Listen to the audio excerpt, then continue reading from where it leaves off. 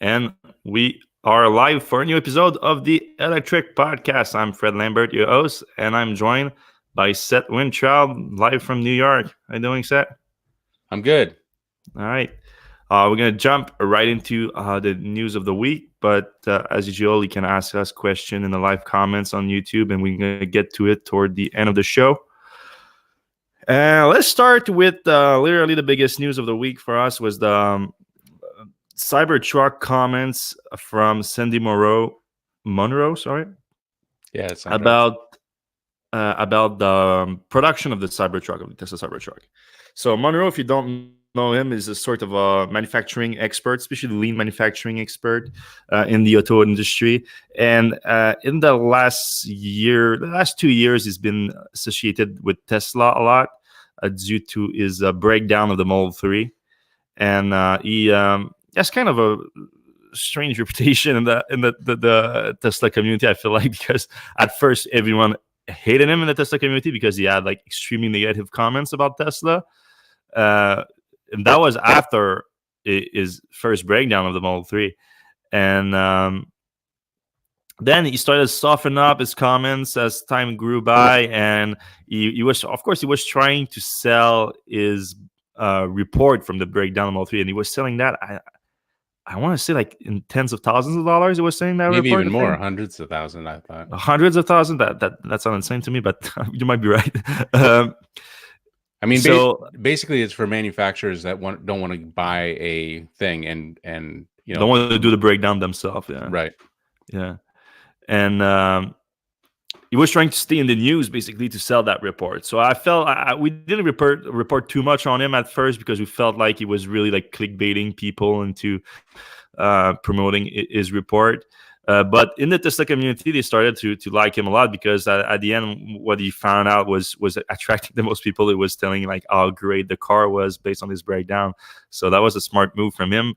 I don't know how to take his comment, how seriously I need to take his comment. But now he's commenting on the Tesla Cybertruck, a truck that he has never seen because he wasn't at the event, and that's the only time Tesla showed the car. But he made some comments based on what Tesla revealed about the truck itself and how it could be manufactured. So at first I didn't put too much importance on those comments, but then Elon apparently watched those comments because he was in the video on Autoline podcast, and Elon said that he agreed with Monroe's comments. So if he agreed with them, so I mean, it probably was some good insight based on what he saw.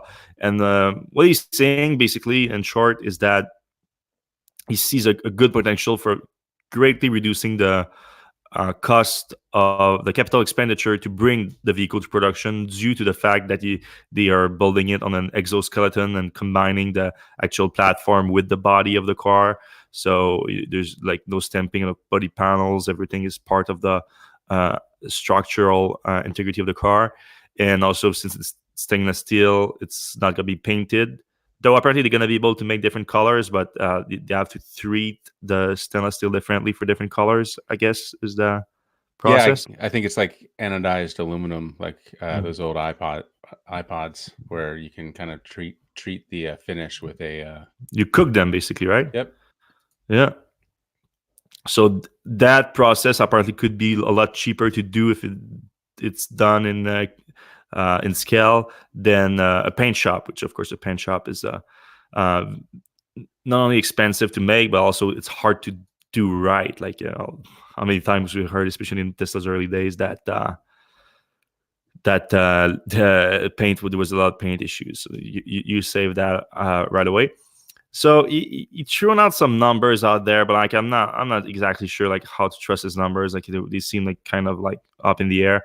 He talked about like to deployed capacity to produce 50,000 cars a year for the F-150 at Ford. He estimate that to be about $200 million of investment to get to that capacity, and he said a number like $30 million for the Tesla Cybertruck, which is of course almost an order of magnitude better, which sounds a lot to me. Like I'd be surprised if that's the case, but I can definitely see be some great improvement being made due to what we just mentioned. I just don't like 30 million sounds a little like very low. And of course, 50,000 truck is not what Tesla is aiming for. I mean, I don't know. They didn't release any actual numbers, but I could see Tesla at least early on planning for 200,000 capacity, 200,000 a year. What do you think? Yeah, they could definitely probably sell that. Oh, I cannot hear you. Sorry, am I online? I don't know if it's on my side, if no one can hear you. The I don't know StreamYard. if people can let us know in the comment section. Just continue. Like,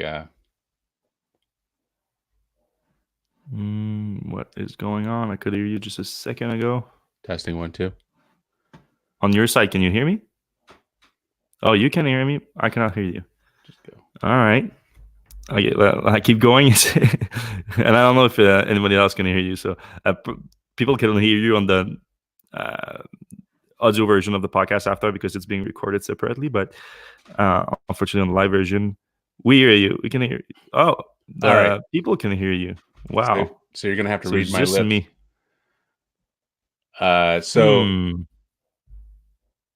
What do we do with I'm that?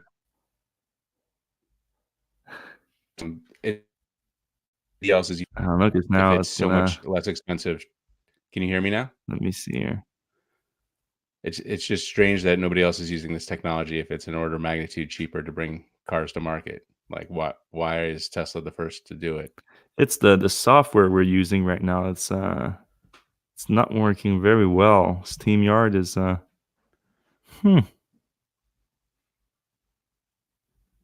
right, should I just go on? All right. I'll keep going, man. I'll make signs. So yeah, I think 200,000 a year makes a lot of sense to start with, and probably like if you look at the F-150 numbers and others, it's definitely higher than that. But yeah, it's encouraging, really. But I don't think Tesla is putting too much effort right now into the manufacturing of the Cybertruck. I'm sure they have a team working on it because they're gonna literally have to create new machines to build that thing. But the focus right now is obviously on the Model Y. I see someone just asked about that. Model Y production starting in Q1, not Q4. Jonathan Bratt said that. Yeah, there's been rumors about that. Like I'm working on an article on that right now, but it's not confirmed just yet. It's just rumors. We know that production should start relatively soon if Tesla wants to reach volume by mid-years, but the problem here is they could start with very low production, with very low volume, and it could be just for employees at first. And so it's really not clear what we have Mike here, the host of the daily Electrek Podcast, in the comments. Yeah, unfortunately, we're not that familiar with sign language. And but Mikey is so. It's so weird because I'm trying to let you talk, but I cannot hear what you're saying. No, just go. This is so bad. Yeah. But the what I find interesting, there's one rumor about the start of Model Y production that involves Tesla Canada starting to apparently reach out to some people to arrange deliveries as soon as next month. Now, I wasn't able to confirm that, so it's still very much a rumor. But it would be interesting, especially in Quebec, where we have a big incentive for electric vehicles here. But it is changing as soon as April, where they're going to reduce the limit on the purchase price of the car to get the $8,000 incentive, which is a pretty big incentive.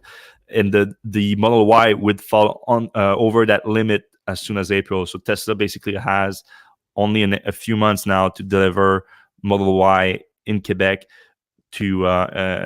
for buyers to get access to that incentive. So that's significant because the Model Y, Quebec would be a big market for the Model Y with that $8,000 incentive. So maybe Tesla's going to try to focus some of the early production there. That would be appreciated, I'm sure, by people in Quebec. And Tesla tried to do the same thing with other markets in the past. I mean, they just did it with the Model 3 in the Netherlands like last quarter, where they focused a lot of production there. So it would make sense that Tesla do it again do it for the Model Y. Though it's when they start production instead of later on, which is a stranger situation. But since the first market would be the US, and the US doesn't have the federal tax incentive anymore, there's no rush really to bring the vehicle to market there in terms of the incentive to for the buyers. It would make sense. So it's something to keep an eye on, really. All right, next news. Elon made a quick comment on the Maxwell acquisition. He did that on the Third Row Tesla podcast that he appeared on a few weeks ago, apparently, but they are sort of gradually releasing the interview. Was an interesting podcast to a degree. I mean, for the big Elon fan, Tesla fan, I don't think there was that much new in it, but still some interesting conversation there. One of the piece of information that was new, though kind of vague, Elon said that it's kind of a big deal regarding the Maxwell acquisition. Maxwell has a bunch of technology that, if they are applied in the right way, I think can have a very big impact. So he didn't elaborate too much on that. He just said that the dry electrode technology that we reported on before is one of those technologies. And of course, he said that more are going to be released during the battery investor and the battery and powertrain investor day, which he now says that's going to be a few months away. So it's maybe not in Q1 like we first expected last year. He also made some comment about the approach of other automakers regarding batteries. And he said that most other car companies want to outsource battery technology. There's the battery, module, and cell. They are all outsourcing the cell, but some are even outsourcing the modules and the pack. They are not thinking about the fundamental chemistry of improvements. That's kind of true, but not entirely true. I think a lot of automakers have like significant research group looking at everything down to the cell and to the chemistry of the cells. I agree that Tesla has the more wide-ranging approach here, and they had one for the longest time. Like, they've been researching battery cells for probably longer than any other automakers, seriously at least. But I don't think it's true to say that they're all like not looking at the chemistry. I think a lot of automakers are looking at the chemistry, and they are working with other manufacturers. Maybe not to the degree that Tesla is working with Panasonic, but close to it, I'd say. Where Tesla would really have a big, would really distance itself with any of the other automakers is if they would start making their own battery cells, which of course has been almost confirmed for the past year, but we're waiting for the Battery Investor Day to have the actual confirmation of it. All right. Can you hear me now? Yeah, speaking of Elon being on a podcast, we should have Elon on a podcast set. We should try to make that happen. Elon on the Electrek Podcast. Of course, we would be probably all live at one place, which would fix those technical issue that we have with StreamYard, which used to work super well for the last few weeks. It was working well, and now it's not working at all for some reason. But people let if the listeners tweet at Elon, he should be on the Electrek Podcast. We do a more in-depth technical, maybe interview about Tesla, because I mean, I'm not saying anything bad about the interview he did on Third Row Podcast, but it was more about like the background, which I feel like it's something that he commented on a lot before. Like, I'm more looking ahead into the future. Maybe the second part of their interview is more about that, which we would be nice. I don't know, Seth, do you have anything to add on this that you want the listener to know, but not me?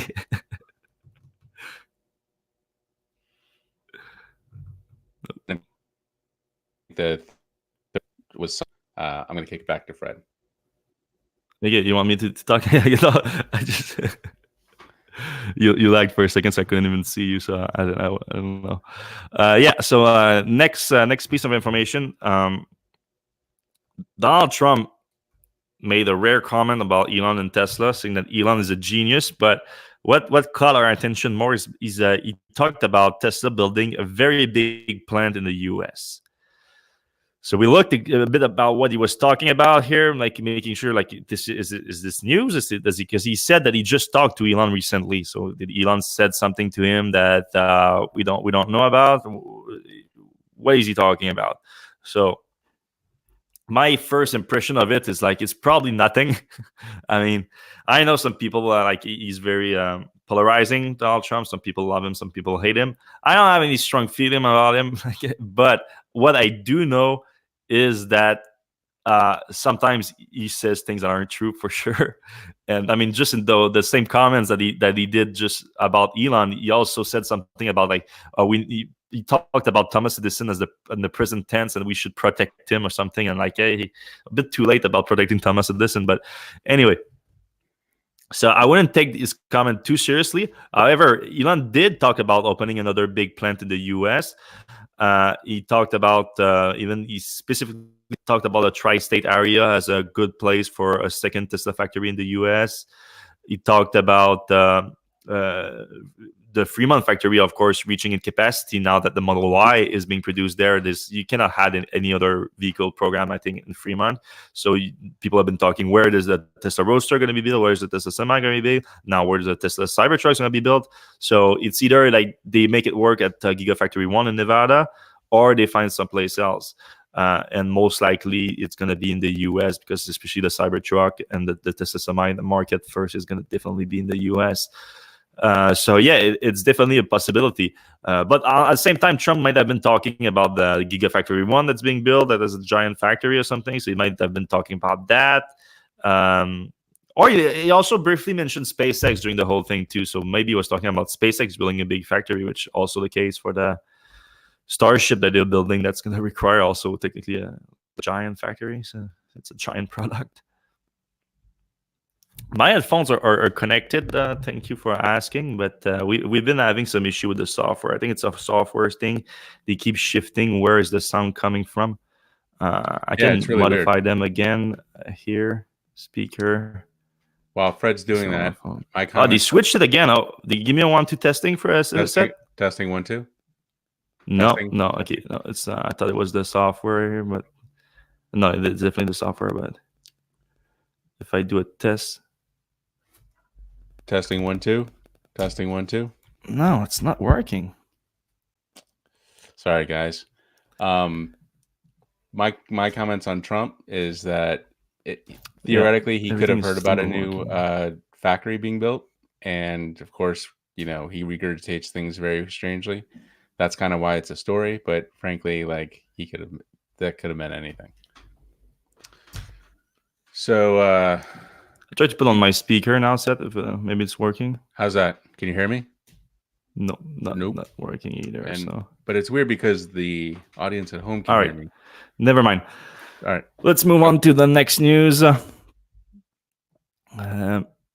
which is a reduced price for the Tesla Solar. I mean, it's not actually reduced pricing for the end buyer here, because in the US, of course, the federal tax rate went down this month from 30% to 26%. But it looks like Tesla is trying to compensate with its own price reduction on the actual cost of the system before the federal incentive. For example, the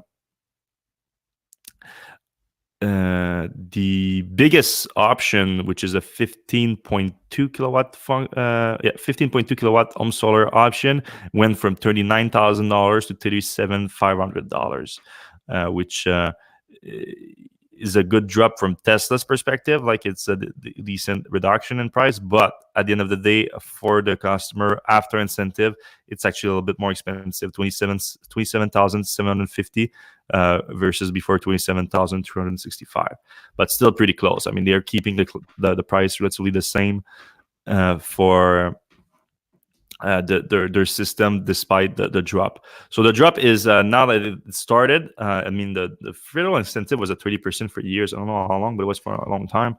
Now the drop is going to be consistent. So I feel like that's going to prop up the industry this year to like try to speed up installation, because I mean, at least it's a fairer system than it is for EVs, where it's by automakers and everything. And it's stopped at 200,000. Now it's a time requirement. Like this year, now it's 26%. It's going to go down next, and so on. At the same time as reducing the price, they also increased the reward for the referral program on it. It was $100. Now it's $250, and it's the same for the referrer and the buyer. So the buyer gets $250 off his system, and the referrer now gets $250 dollars for the referral, and it's in Tesla credit, so you can like use it on Tesla product. I don't think you can use it on a car though. I think you can use it on like on other things except a car. You can buy a car for some reason. At least it was the case. I don't know if they changed that.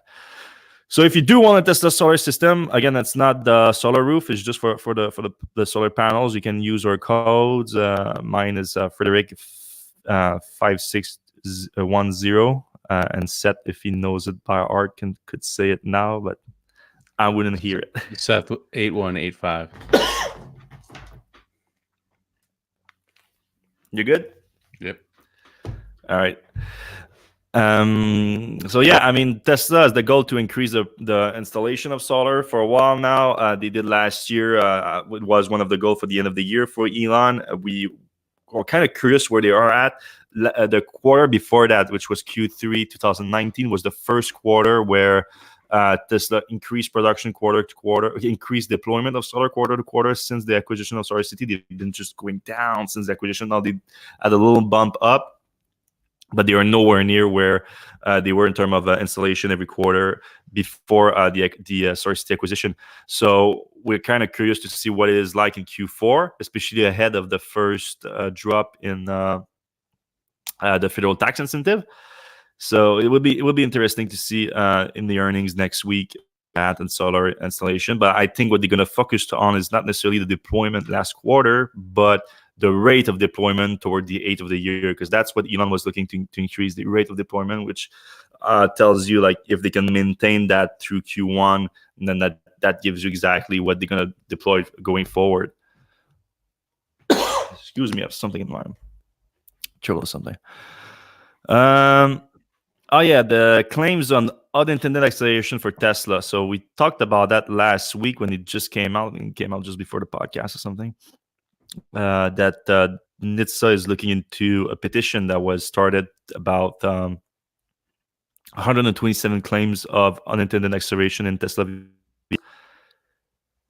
And Tesla this week, they responded to the petition and the scrutiny that they invited from NHTSA. And there's a few different points in there. If you read the blog post, we posted it on Electrek. First off, they claim that it's a short start of the petition, and they're right about that. They admitted that the guy Brian Spark admitted that he's currently short Tesla, but he said he was also long Tesla at one point, and his position changed. Now he's short Tesla. At the end of the day, I don't know if that's that big of a deal. All it says that the guy that started the petition he clearly had other motive than just like the safety of the public. He also like wants to bring negative attention to Tesla. But at the end of the day, the complaints that he gathered were seems to be real complaints from customers. So that's the important part here. That's what NHTSA is looking into. Now, Tesla also defended the fact that there's no unintended acceleration on Tesla vehicle, which, I mean, that's literally the name of the post. I think there is no unintended acceleration in Tesla vehicle. That's the name of the blog post. I mean, I have some issues with that itself because, like I reported in the first post, I don't think there's any defect on Tesla vehicle that leads to unintended acceleration, or the sort of the perception is that the car accelerate by themselves, and I don't think that's the case at all.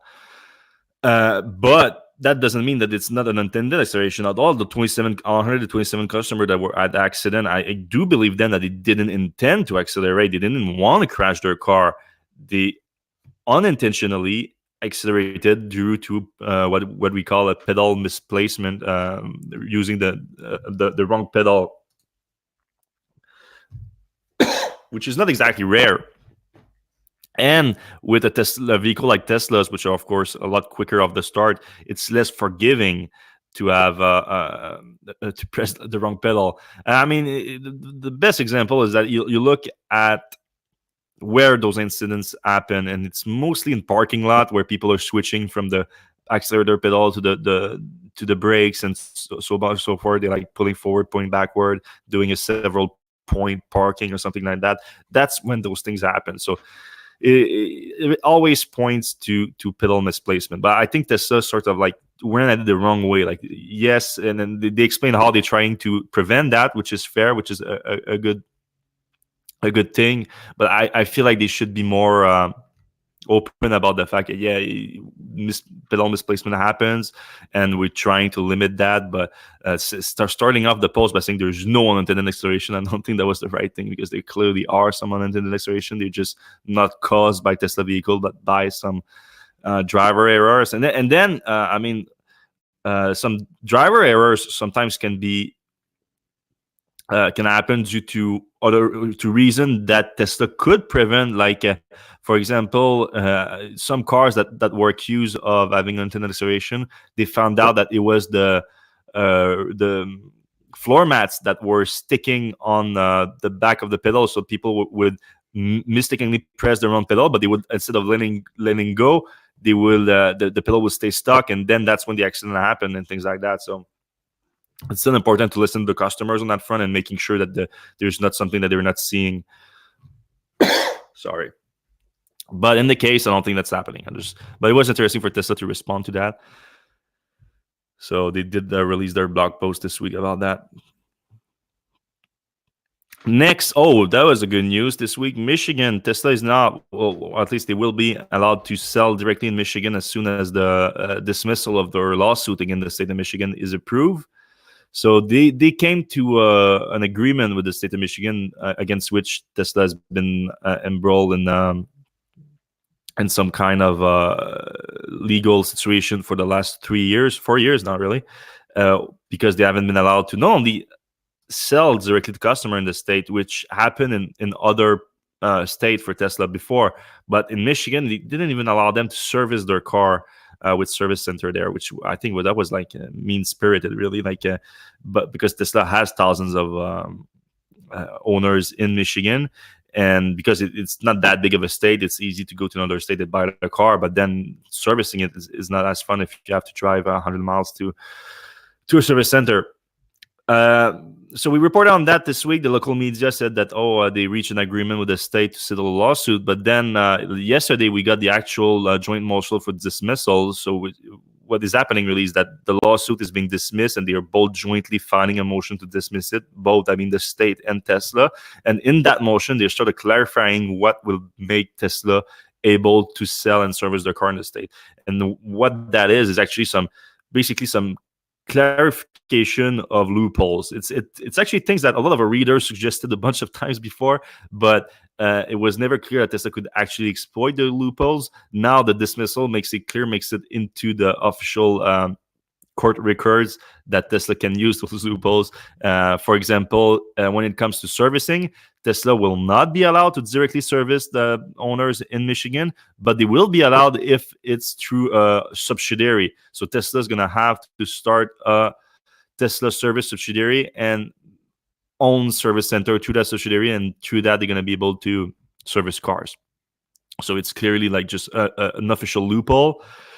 Similarly, for the delivery and sales of cars, Tesla can sell and deliver cars in the state, but the title of the car have to be from somewhere else than Michigan, so either another state or Canada, and bring the car into the state from that other region where the title is already made, and then transfer the title to the customer there. But Tesla is allowed to help the customer transfer the title and everything, so it shouldn't have that big of an impact on the customer experience.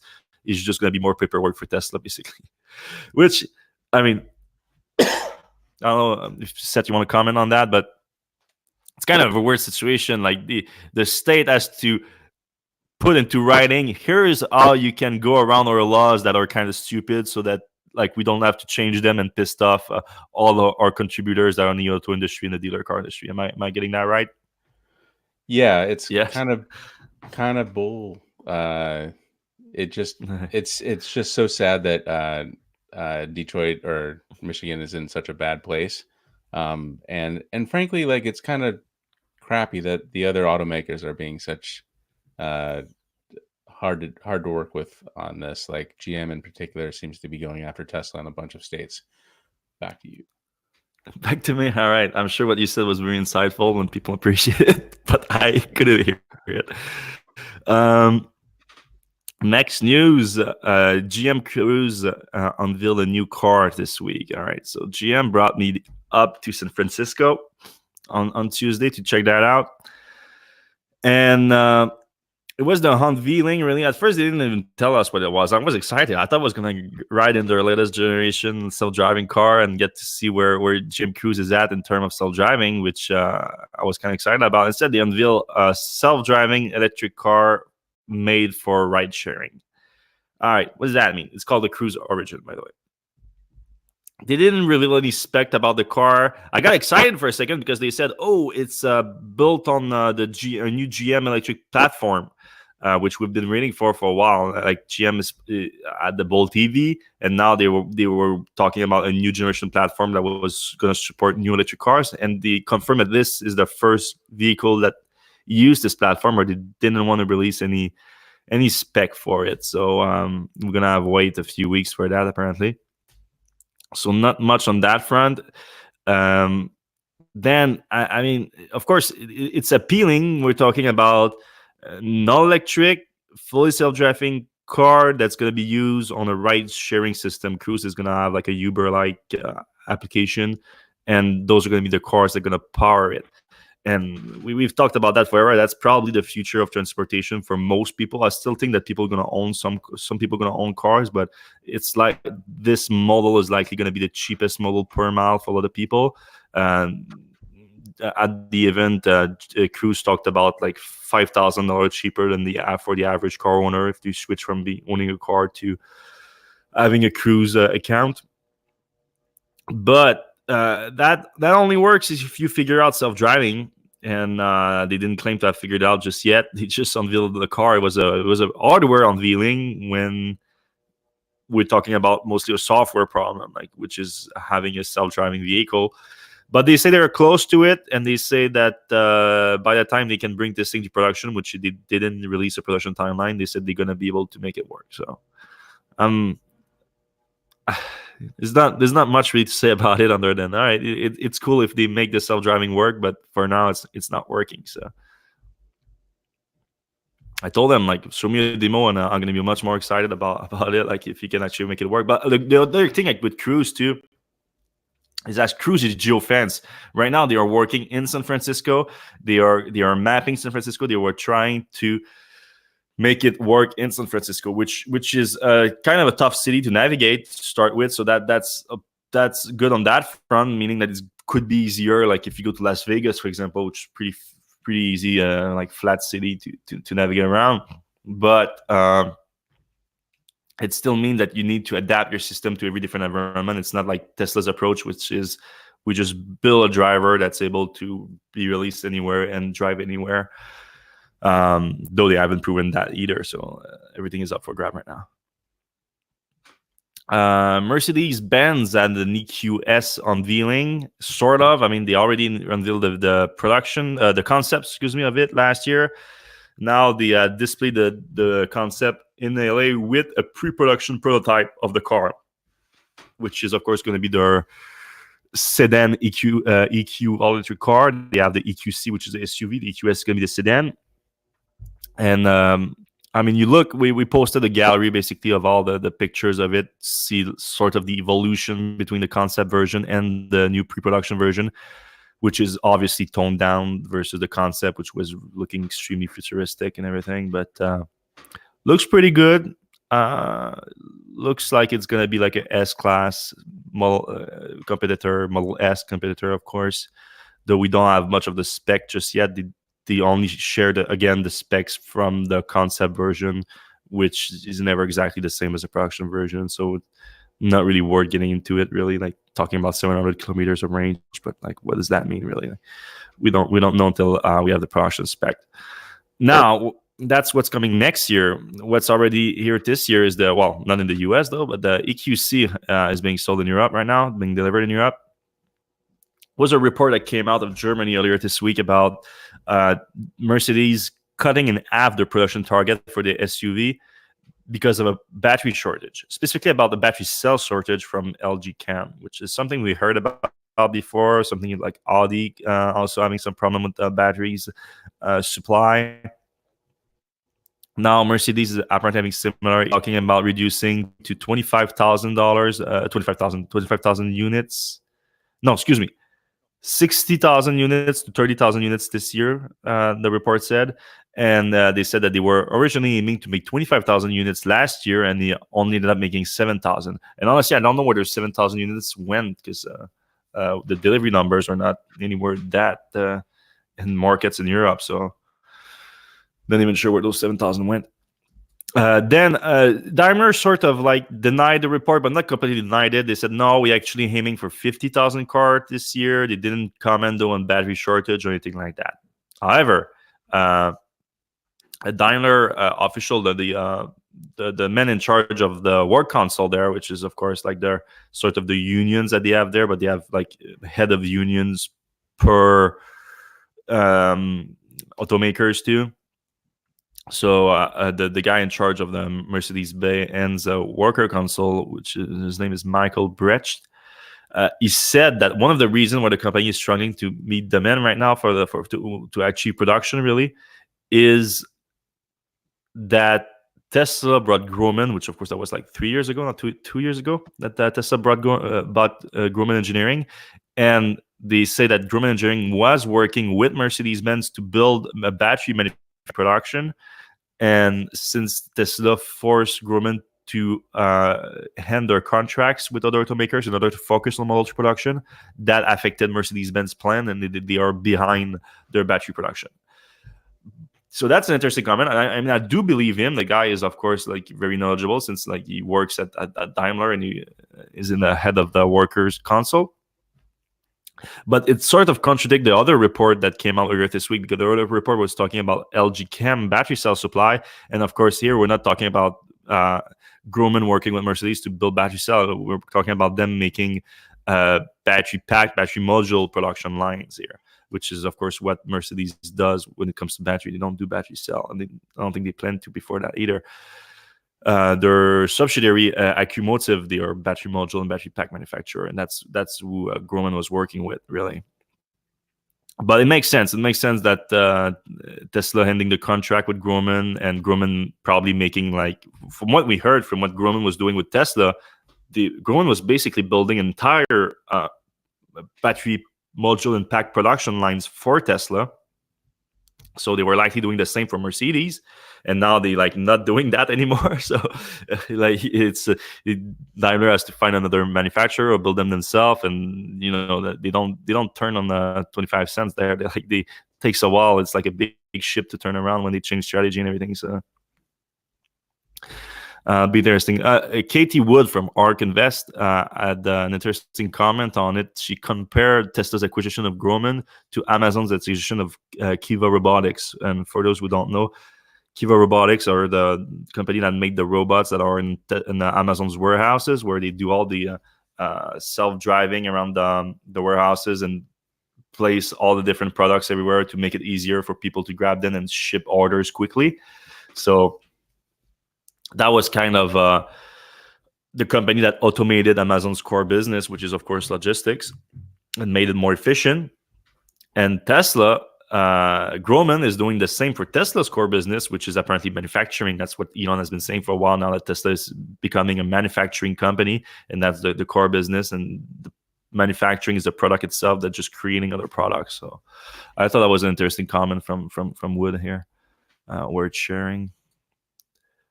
Let me give me one of those if you want to cut in set or something like that. Yeah. You can. All right. Subaru and Toyota making an all-electric SUV. Isn't that an exciting idea? Of course, both Subaru and Toyota are not known for being very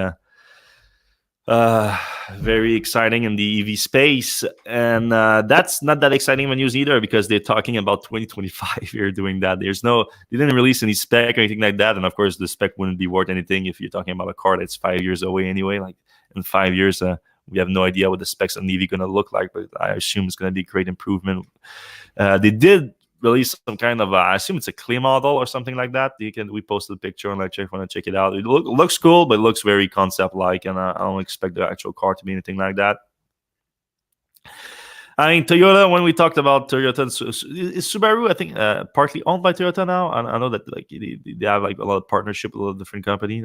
Not even, but it's Subaru has talked about making EVs for a while. They had those patents for dual motor 4-wheel drive, but they didn't really come out with anything, and we're not holding our breath for it either.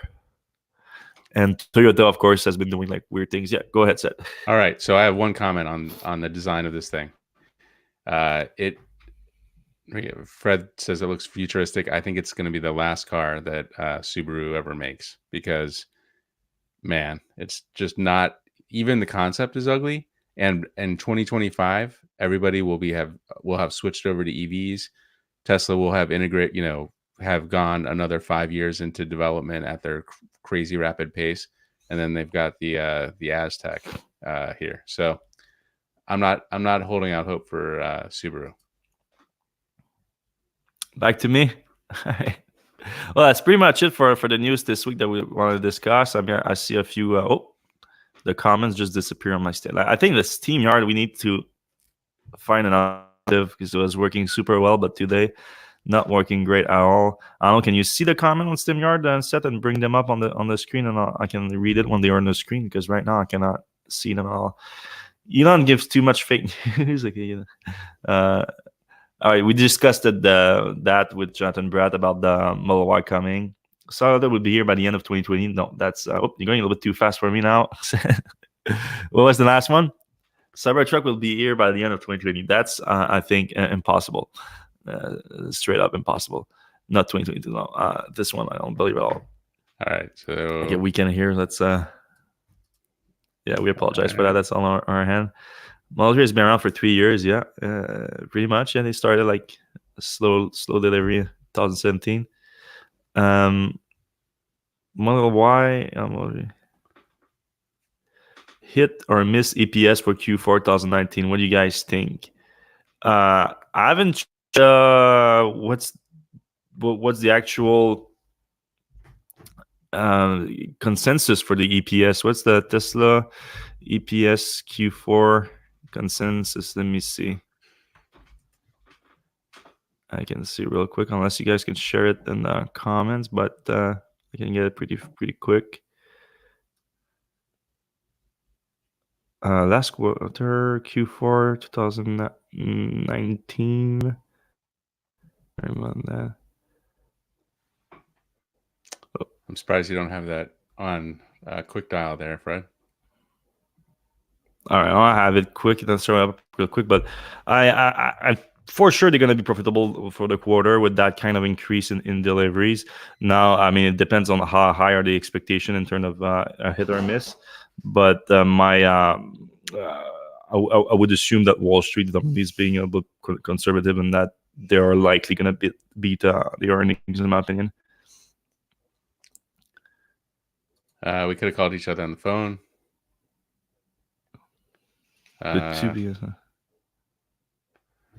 Yeah, you're right, Jonathan. For sure, the Model Y does fix the two biggest problem with the Model 3. That's why the Model Y is gonna have so much greater appeal to people. The only problem, like in the US, is for the lack of federal tax credit is gonna make it less competitive with other offering on the market, because it's becoming more crowded. But I think it's still gonna do well though. I'm guessing that Tesla will use the Maxwell batteries for some models and then the Panasonic ones for other models. That would be weird if they have that great of an improvement over the Panasonic batteries, though. Like if we're talking about 1 million miles versus 500 miles of longevity, that has a big impact on the long-term value of the car. So I would... And something similar happened when Tesla switched to the 2170 cells on the Model 3 and still using the 18650 on the Model S and S. So we saw what happened to the Model S and X cells when the Model 3 came aboard. So I don't think Tesla wants to repeat that, especially not with the Model 3. I mean, I'm sure the Model Y is going to affect the cells of Model 3, but if to mitigate that, to have the same new cells on every model, I think would be a great improvement to Tesla. And if Tesla invests millions of dollars in the Model S and X refresh, and still doesn't have the batteries, the new batteries on it, or if like they switch to 2170 and then now they have the new Maxwell cells or whatever, it would be a mess. I think Tesla needs to come up with a battery pack architecture that can be shared between all cars and have all the new cell. I think that's going to be the best approach. Yeah, that happens. The value drops from Model 3 for sure.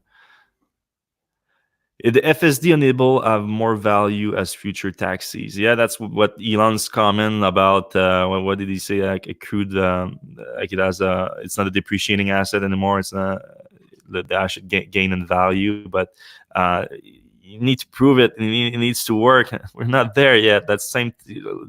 We need to be fair here. Cruise hasn't proved it yet. Tesla hasn't proved it yet. So doesn't mean anything until you can at least prove self-driving. I've seen an accident from the short distance where a lady got scared at the crossing and pressed the gas pedal full in. Yep, that happens too. That's what we call unintended acceleration, which can happen on a Tesla car too. It's still unintended. Oh, come back to the other, like what podcast they were talking about. Like we might need to check with them. Although Chris Preacher, that's with Ben Sullins. Yeah, I should probably get Ben a call and ask him. Like he's very knowledgeable on that stuff. I'll do that this week and ask him what you're using, because we might need the same. Congrats, Martin Falberg, on your Model Y order. Oh no, you're putting it down when they announce deliveries. Okay, all right. That's fair. That's probably smart. Jonathan Brad saying that you have to wait 12 months for that when they start delivery. I don't think they're going to start deliveries in 12 months. I think they're going to stop delivery. Unless you're saying that you're going to wait 12 months from the time you order, if you order when they start deliveries, which that could be fair depending on where you are, yeah. You don't think that said that Tesla? No. So Jonathan said that I hope that Tesla estimate Model Y delivery. I'm trying to tell Fred that I can't estimate delivery. I'm not sure that these comments make actually much sense. So we should just kill the podcast. Release Model Y estimate on Wednesday. Conference calls. We should just end it. You don't think they're gonna talk about that, Seth? No. End the podcast. Oh, you said. Oh, and the podcast. Okay, you want a podcast? All right, so that's it for us this week, guys. Thanks a lot for your question, and we're gonna be back same time next week, hopefully with a better audio situation.